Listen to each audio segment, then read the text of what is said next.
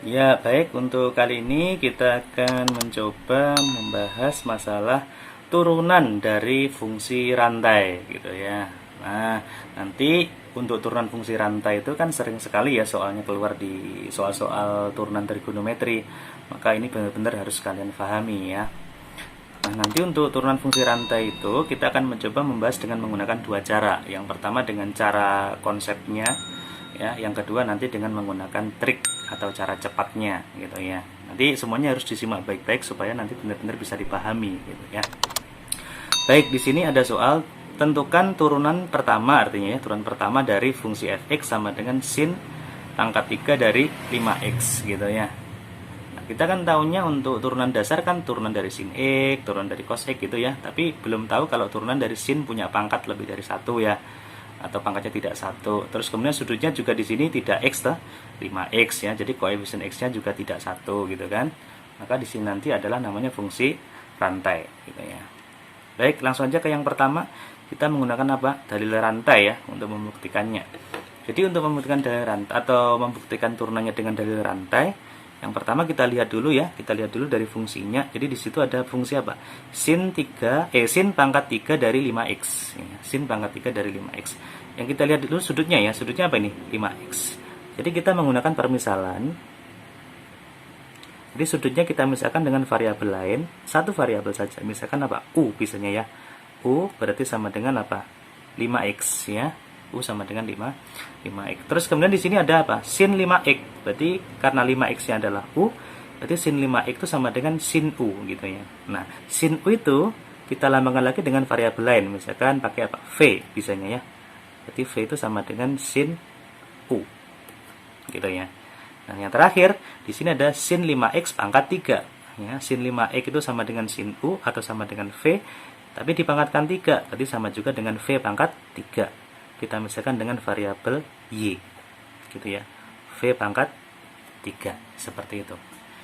Nah, di sini untuk aturan Leibniz itu ya, atau Leibniz itu dilambangkan dengan ini, turunan pertama dari y terhadap variabel x itu dilambangkan dengan dy per dx. Jadi turunan fungsi y terhadap variabel x ya. Maka ini caranya harus kita runutkan dulu. Yang pertama adalah karena fungsi y-nya berbentuk v, berarti turunannya adalah turunan y terhadap variabel v dulu atau dy per dv kalikan dengan baru v-nya berbentuk sin u ya, berarti kita turunkan fungsi v terhadap variabel u, berarti du kalikan yang terakhir apa? U sama dengan 5x, memuat variabel x, berarti kita turunkan juga ya, maka du terhadap variabel x atau dx. Nah, seperti ini ya aturan atau notasi dari Leibniz-nya. Sekarang berarti kita harus cari dulu turunan y terhadap v, berarti yang ini ya. Nah, kita tuliskan di sini. Maka di sini kalau ada y sama dengan v pangkat 3, ini berarti menggunakan turunan aljabar ya. Berarti turunan dari v pangkat 3 adalah 3v kuadrat. Gitu ya, aljabarnya. Kemudian ada dv per du, berarti ini kita turunkan juga ya. Sin u turunannya apa? Turunannya adalah cos u. Gitu ya. Yang terakhir turunan u terhadap x ya, berarti di sini u-nya 5x diturunkan berarti sama dengan berapa? Sama dengan 5 gitu ya. Nah, sehingga nanti bisa kita tuliskan, maka di sini sama dengan dy per dv sama dengan apa? 3v kuadrat kali dv per du sama dengan cos u kali du per dx sama dengan 5 gitu ya. Selanjutnya nanti ini ada u, ada v, kita kembalikan lagi ke bentuk x gitu ya, ke bentuk permisalan itu. Berarti di sini sama dengan 3 kali v itu sama dengan apa? V itu sama dengan sin u, u-nya sendiri sama dengan 5x ya, berarti v itu sama dengan sin 5x pangkat 2, berarti ditulisnya gini, sin kuadrat 5x gitu ya. Ada cos u berarti u-nya 5x, berarti ini sama dengan cos 5x kalikan dengan 5 gitu ya. Dan yang terakhir nanti ini ada angka 5 kalikan dengan angka 3 yang paling depan ya, supaya sederhana. Berarti menjadi berapa? 15 dikalikan sin kuadrat 5x dikalikan dengan cos 5x. Selesai ya, seperti itu. Nah, ini merupakan dalil rantai ya, dalil rantai aturan Leibniz-nya seperti itu. Nah, sekarang kita akan coba menggunakan cara yang lain atau kita sebut dengan menggunakan trik cepat ya. Bagaimana cara menurunkan fungsi rantai gitu ya. Nah, perhatikan dulu ya supaya nanti bisa dipahami. Nah, dalam menurunkan fungsi rantai gitu ya, fungsi rantai bisa diketahui dari ciri-cirinya, sudutnya tidak X ya. Kemudian dia untuk trigonometrinya punya pangkat seperti itu ya. Itu nanti disebutnya adalah menggunakan dari rantai. Nah, trik cepatnya adalah ada istilah namanya ini. Nah, ada pang, ada si, ada dut ya. Kalau dibaca pang si dut. Apa itu pang si dut? Jadi pang di sini adalah singkatan dari pangkat. Saya tulis dulu ya. Ini adalah pangkat.